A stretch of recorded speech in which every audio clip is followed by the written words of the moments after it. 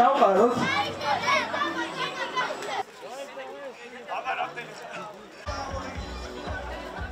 მინოწმინდაში ჩატარდა ღონისძიება, სახელმწიფო ღონისძიება. არიან ჩამოსულები ანიმატორები, ასევე არის ზუკა ფუციშვილი და მისი ბენდი და მოკლედ ძალიან კარგად ერთობა ყველას. ვიმყოფებით აიოს ქართლის პარკში, სადაც დაწყებულია ღონისძიება.